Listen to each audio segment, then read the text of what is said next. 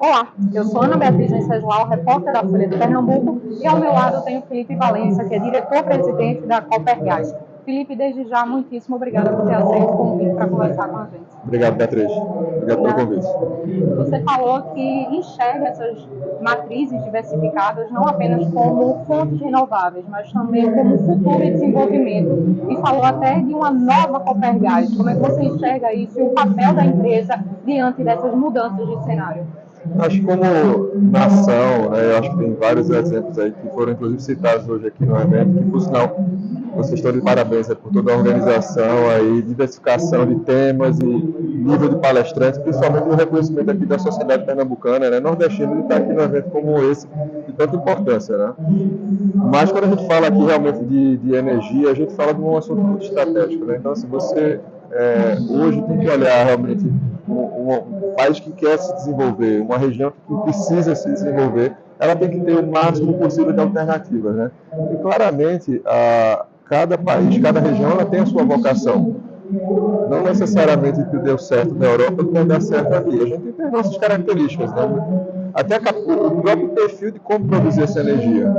Então, por exemplo, né, hoje aqui em Pernambuco, quando a gente fala nacionalmente, o gás já tem a sua importância.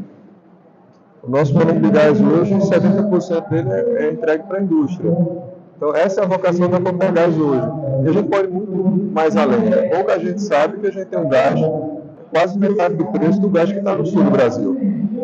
Então, é esse tipo de abordagem que a gente tem que colocar na mesa, as pessoas perceberem como a gente pode fazer muito mais do que a gente já faz hoje.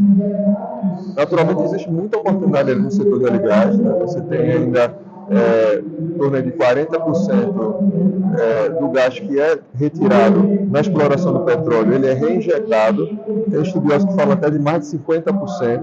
Então, existe um desperdício muito grande, seja por uma questão de cultura de gás, de fato, como também malha logística. Um dos grandes problemas que a gente tem é a malha logística. E esse é o grande custo do gás hoje, é a logística.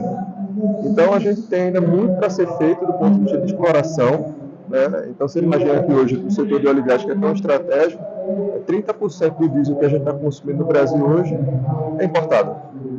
Então, a gente não está ainda com esse assunto coberto. Então, a gente tem que ter a necessidade de fazer uma exploração, como também de ser mais eficiente do que a gente já tem. E, com isso, naturalmente, a gente fechar esse capítulo de competitividade do gás. Então, esse é o olhar que a gente quer também colocar na mesa e, naturalmente, toda a discussão de outras fontes alternativas de gás, inclusive, como o próprio biometano, enfim, a origem, por exemplo, como a gente falou agora, da gente extrair gás da biomassa do setor sucroenergético, né? Então são iniciativas super importantes para a gente ter uma matriz ainda mais diversificada. E, naturalmente, toda essa malha de infraestrutura que a gente constrói para entregar o gás natural será usada no futuro para o biogás. Que esse sim é neutro, né? Quando a gente fala do gás natural, a gente está falando, se for comparar com o gás GLP, de uma redução de 25% de CO2. Então, essa é a transição energética que já começa hoje. E no futuro, a gente preparar essa malha para também trazer o biogás e a gente ter aí, realmente, no futuro, uma possibilidade de ter até 100% de neutralidade na emissão de CO2. Então, acho que essa é a beleza dessas agendas, né? Elas são muito conectadas, né? Como é que a gente vai no futuro amanhã ter um gás que não seja poluente se você não tem a malha de gás? Então, é isso que a gente está focado hoje. Eu acho que tem muita oportunidade ainda de levar o gás para muitos e muitos municípios. Hoje a Copergás só está em 30 municípios aqui do estado de Pernambuco e tem muito para ser feito ainda, né? Tanto do ponto de vista de estar, obviamente, em mais municípios, como também conectar a indústria que já está aqui, naturalmente desenvolver outros polos industriais, né, com a vocação que Pernambuco está criando como setor automotivo, né, que já é uma realidade recente, como setores que já são há muitos anos aí destaque, né, mas ainda precisa de muito apoio, como o setor gesseiro de Araripina. E é uma situação, um cenário que requer um planejamento para que haja uma expansão de fato, sim, né? Você pode falar. Não, e você está correta. A gente tem um plano hoje de 6 anos, um investimento de 600 milhões de reais, do qual 70% é crescimento de malha. Então, desde o ponto de vista de montar realmente as estruturas do gasoduto, a gente só vai hoje até Belo Jardim, tem uma malha de expansão, tanto para interiorização como também a gente mata sul, mata norte. E claro, a gente tem também um adensamento nessas regiões que a gente já está, né? Acho que uma vocação muito grande também para o residencial. A gente hoje tem um gás, hoje do nosso volume, em torno de 1% é que hoje vai do volume de gás vai para as residências, e a gente tem também uma capacidade muito grande de melhorar a vida dessas pessoas, né? Na medida que o gás ele é, para começar, muito mais seguro, né, para as famílias do que o gás GLP, e também muito mais econômico, né, e conveniente, né? Conveniente de carregar um botijão de gás, por exemplo, né? Então, acho que essa é uma agenda também que a gente quer explorar muito aqui nos próximos anos.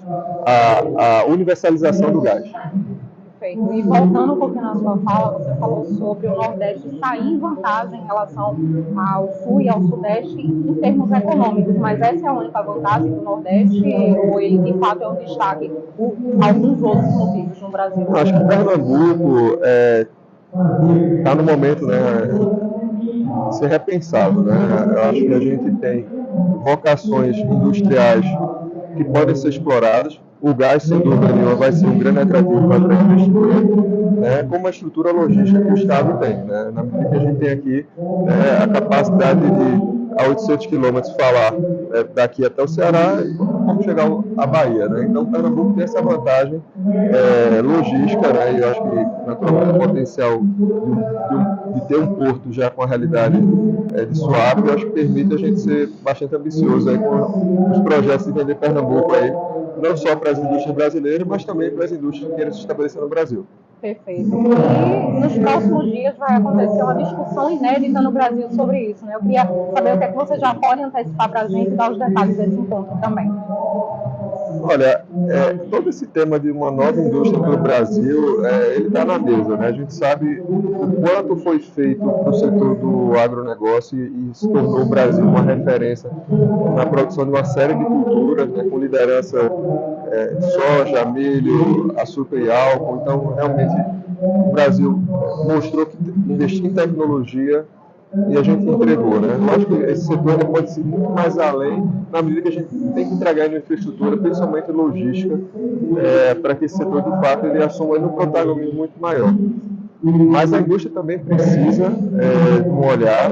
A indústria está no momento de retração, né, por uma questão também de conjuntura econômica, mas principalmente por falta de competitividade, que passa desde uma questão de uma agenda de inovação. Então você percebe claramente nesses últimos meses uma discussão muito grande de uma reformulação da indústria, e parte desse assunto entra na descarbonização, porque os consumidores estão cada vez mais atentos e sensíveis com essa agenda de longo prazo, essa agenda de sustentabilidade. Então não tem como você pensar numa indústria como a que a gente conheceu, e sim como ela será.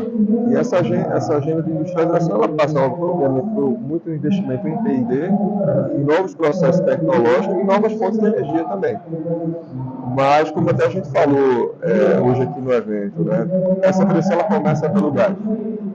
Então, eu acho que a gente tem que ter sempre a visão que o gás é extremamente estratégico se a gente quer falar de uma pauta industrial. Não é à toa que hoje 70% do nosso PIB é indústria.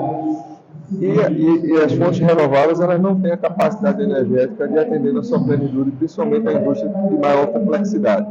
Então, o gás ele precisa estar na essência, no DNA de uma região, ou de um país, ou de um estado que precisa e quer atrair novos investimentos no setor industrial. E nunca é só um gás, é sempre uma possibilidade de transformar uma vida lá na frente, né? Com certeza. Eu acho que, no final, o que a gente faz é levar a infraestrutura, né? Você aponta a infraestrutura, você desenvolve a região. Então, você imagina quando a gente ainda pode fazer, principalmente num momento como esse, que as pessoas estão cada vez mais com acesso à tecnologia, polos universitários no interior do estado. A gente tem as pessoas, né, conseguindo morar onde elas quiserem. Então, essa eu acho que é uma responsabilidade que a gente tem de dar essa possibilidade de entregar uma infraestrutura para que novos centros econômicos, novos polos sejam criados aqui no estado, enfim, a família, a sociedade quer cada vez mais alternativas e regiões que obviamente prosperem e tragam aí uma melhor qualidade de vida para a população. E sobre essas regiões, vocês conseguem elencar quais os municípios, por exemplo, aqui em Pernambuco, que têm um grande potencial para se desenvolver? Você imagina que a gente não consegue entregar o gás hoje no polo de Araritina, a gente não consegue entregar no polo têxtil, ali do Agreste. Então, assim, só para ficar em 2 exemplos de regiões que já deram certo, né? Não só, acho que obviamente, né, sem infraestrutura adequada, né? O gás, naturalmente, é uma dessas agendas que precisa acontecer, mas é claro, a gente está falando aqui de rodovias, acesso logístico, água, eletricidade, então é infraestrutura que a gente precisa desenvolver. Então, realmente a gente vê, só para ficar nesses 2 exemplos de como a gente ainda pode fazer muita coisa, sabe, Beatriz? Felipe, novamente, muitíssimo obrigada por ter aceito o nosso convite e que essa seja uma discussão que logo em breve a gente consiga ver com realidade, né, nas proximidades. Muitíssimo obrigada. Obrigado.